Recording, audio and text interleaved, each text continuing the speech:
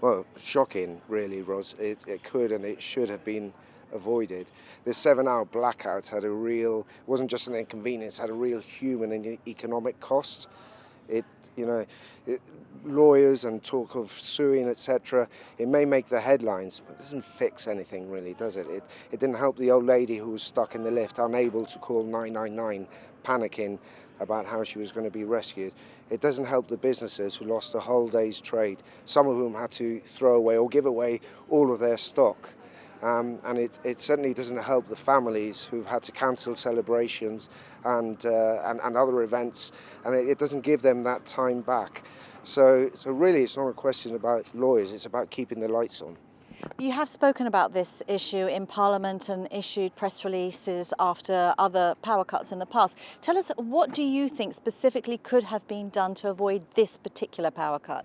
Absolutely, as the last blackout, or the last big one, was in April, and that followed another one 2 weeks earlier. We released a statement then, and where the GSD stated that there are possible solutions, but the key one in this instance is GEA supervision. As you can see, the power station is only just down the road, and it really is 100 walk yards, so there's no reason why they shouldn't be. But what we suggested was that the contractor should fund the GEA supervisor. And it makes sense that in areas particularly of such critical network dependency, that the GEA supervisor should demarcate the area, dictate how far down the cables are, how far they're allowed to dig, what type of machinery they should be using. So it raises questions on the permission that was given and the adequacy of it all.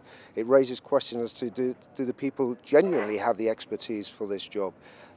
Clearly, a lot of questions need answering by the government. You mentioned in your press release further resilience could be gained by ring fencing circuits, and it's something that the leader of the opposition has also raised. But in this particular instance, we know that it wouldn't have made any difference because it was important for the GEA to isolate where the problem was first of all. So it wouldn't have made any difference? No, that's right. In some cases it wouldn't, particularly when it's a main cable leaving the power station. So all the more reason to have a GEA supervisor there dictating exactly who can and how far and etc. etc. That oversight is essential to prevent these disasters. They have huge economic and human repercussions that need to be avoided. What do you think is the most important step forward? Do you think the legislation does need to be tightened, though? Do you think hefty fines is the way forward? Well, I think hefty fines are a way forward. I don't think it's a solution, because at the end of the day, it's rather like closing the stable door when the horse is bolted. It's an afterthought, really, and it's meant perhaps as a deterrent, but really there is still room for mistakes to take place there. So no, I think the key solution to this is to mandate the GEA to make sure that they oblige a contractor to ensure that to pay for their supervisor to be present at all times. And incidentally, on the topic of legislation, I note that the Minister, Arias Vázquez, yesterday mentioned that legislating is complex and it takes a long time to rush through. Well, this happened back in early April. They've had plenty of time. They didn't hesitate in putting emergency legislation through for the Inquiries Act. So one has to question why they haven't done the same in this instance.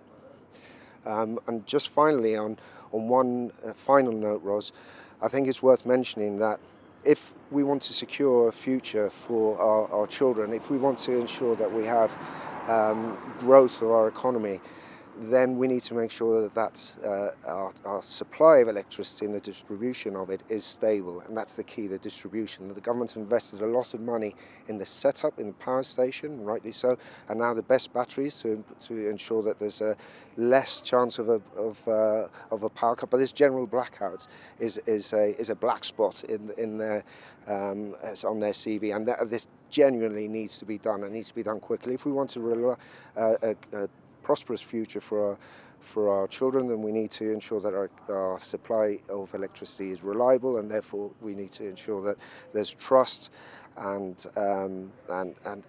growth and investment, and that will only come with a reliable source of electricity.